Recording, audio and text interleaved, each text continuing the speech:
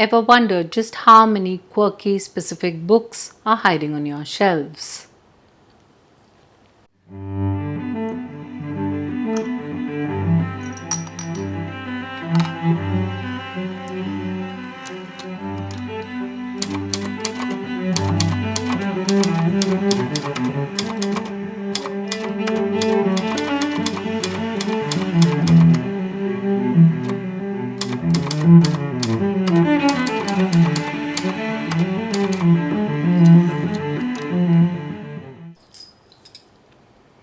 Hi, I'm Ridhima. Welcome to the Old Trunk.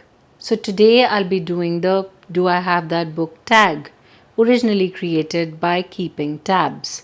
I will link their channel in the description below. This original challenge dares you to race against an 8-minute clock to find books matching the prompts. But thanks to my library science course, which I pursued in college, my books are organized with librarian level precision. So scavenging would have been way too easy. Instead, I've pre picked my books to match the prompts, and I'm ready to show off some epic finds. Grab a snack, get cozy, and let's get ready to uncover the hidden gems that were lurking on my bookshelves.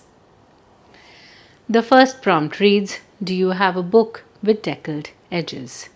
Yes, it's Atonement by Ian McEwan. This book is about a young girl's false accusation in 1930s England, which sets off a chain of devastating consequences explored through love, war, and guilt. Bryony Tallis's attempt to atone for her childhood mistake shapes this poignant narrative of truth and redemption. The second prompt reads, do you have a book with 3 or more people on the cover? Yes, it's Alice's Adventures in Wonderland and Through the Looking Glass by Lewis Carroll. Here, Alice stumbles into a fantastical world of eccentric characters and surreal logic, navigating Wonderland's chaos and the chessboard like realm of the Looking Glass. These whimsical tales blend satire, wordplay, and philosophical undertones. The third prompt reads, do you have a book based on another fictional story? Yes, it's Circe by Madeline Miller.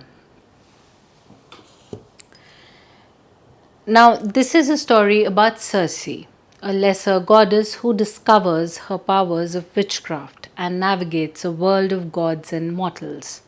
Her transformative journey explores identity, love, and independence in a vivid reimagining of Greek mythology. The fourth prompt reads, do you have a book with a title 10 letters long? Yes, it's East of Eden by John Steinbeck. Set in California's Salinas Valley, this epic saga follows the intertwined lives of the Trask and Hamilton families, exploring themes of good, evil, and free will. The novel reinterprets the Cain and Abel story with profound emotional depth. The fifth prompt reads, do you have a book with a title that starts and ends with the same letter? Yes, it's Lifting the Wheel by Ismat Chugtai.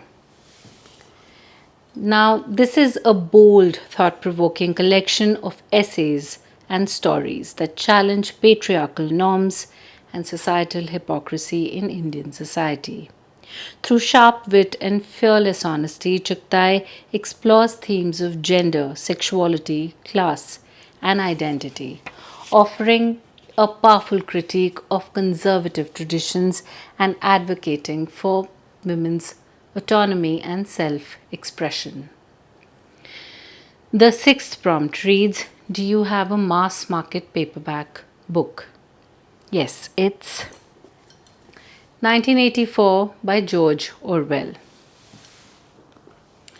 This novel is set in a dystopian totalitarian state where Winston Smith rebels against the oppressive party and its omnipresent leader, Big Brother.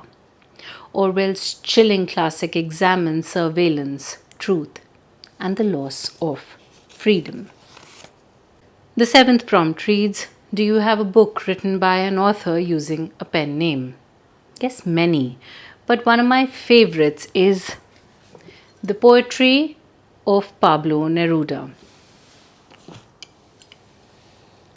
a collection of around 600 of his poems. I'm utterly enchanted by the poetry of Pablo Neruda, the pen name of Chilean Nobel laureate Ricardo Eliezer Neftali Reyes Basualto, whose sensual and vivid verses weave love, nature, and political passion into unforgettable tapestries of emotion. His work feels like a warm, intimate whisper, capturing the heart's deepest longings with a magical touch. While I treasure this collection, I was heartbroken to find it missing my favorite, If You Forgot Me, a hauntingly beautiful ode to love's delicate balance. So I printed it on a bookmark to keep its words close, a testament to why Neruda's poetry continues to steal my breath away. The eighth prompt reads: Do you have a book with a character's name in the title? Yes, it's Eileen by Otessa Moshfegh. This novel talks about Eileen, a troubled young woman in 1960s Massachusetts, who becomes entangled with a charismatic stranger, leading to dark and unexpected consequences. The psychological thriller explores repression and escape. The ninth prompt reads: Do you have a book with two maps in it? Yes, it's False Allies by Manu S. Pillai. This historical work examines India's princely states and their complex roles during colonial rule. It reveals untold stories of ambition, betrayal, and political maneuvering. The 10th prompt reads: Do you have a book that was turned into a TV show? Yes, again, I have many, but I'd like to talk about Sharp Objects by Gillian Flynn. This novel is about journalist Camille Preca, who returns to her Missouri hometown to investigate a series of murders, confronting her own traumatic past. Flynn's debut novel is a gripping psychological thriller about family dysfunction and hidden truths. And I have watched the show twice. It is extremely well made, would highly recommend that too. The 11th prompt reads: Do you have a book written by someone who is originally famous for something else? Celebrity, athlete, TV personality. Again, I have many, but today I'd like to talk about A Bright Ray of Darkness by Ethan Hawke. Because he's one of my most favorite actors and he stars in one of my most favorite movie series, the Before trilogy. And when I came to know that he writes, I immediately bought it. It is very, very, very high on my TBR. So, this book is about a young actor who navigates personal turmoil and professional challenges while starring in a Broadway production. Hawke's novel explores art, redemption, and the chaos of fame and raw intensity. The 12th prompt reads: Do you have a book with a clock on the cover? Yes, it's Tales from the Cafe by Toshikazu Kawaguchi.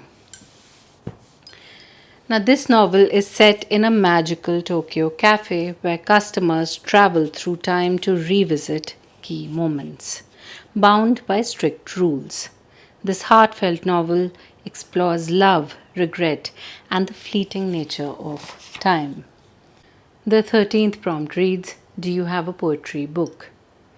Oh my god, I have so many. Actually, I have a whole shelf dedicated to poetry books as it's my favorite genre. And today I'd like to talk about the complete poems of Emily Dickinson by Emily Dickinson. As she's my go to whenever I'm in a lull. I started reading thanks to her poetry.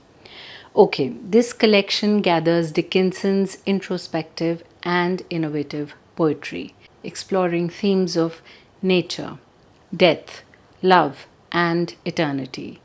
Her concise, enigmatic verses remain timeless and profound. The 14th prompt reads, do you have a book with an award stamp on it? Again, many.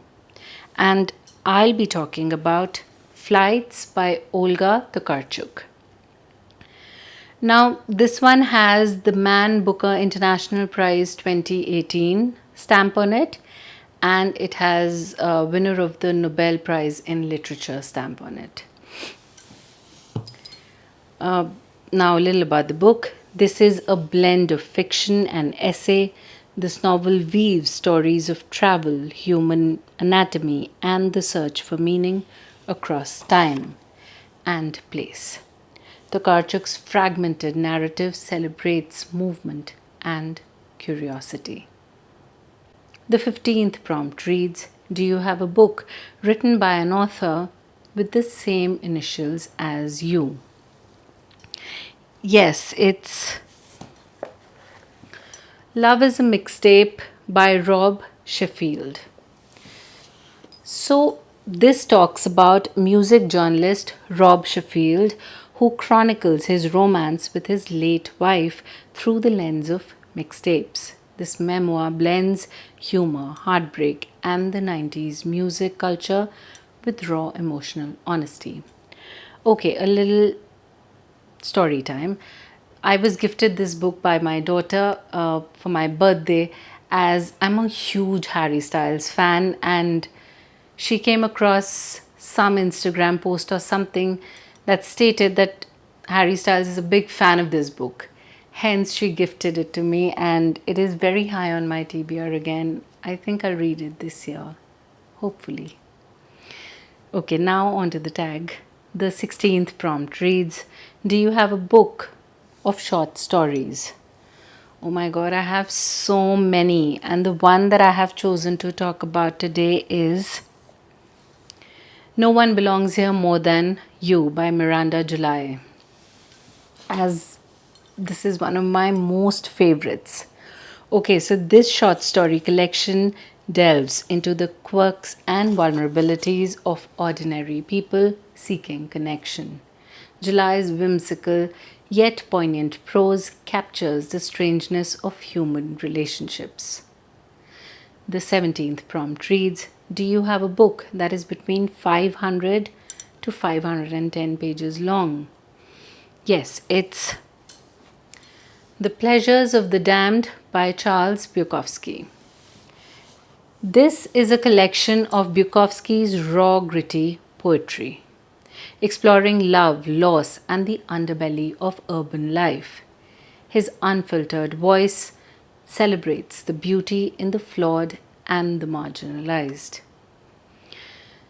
The 18th prompt reads, do you have a book that was turned into a movie? Oh yes, so many. And today I'll be talking about is Killers of the Flower Moon by David Gran. And man, the film was something. You need to see it. It was amazing. I haven't read the book, and it rarely happens that I watch the movie before I read the book, but I couldn't control. It was a Scorsese, and then it had Leo. I just had to. Okay, so now on to the book. This non-fiction account uncovers the systematic murders of Osage Indians in 1920s Oklahoma for their oil wealth. Gran exposes a chilling conspiracy and the birth of the FBI.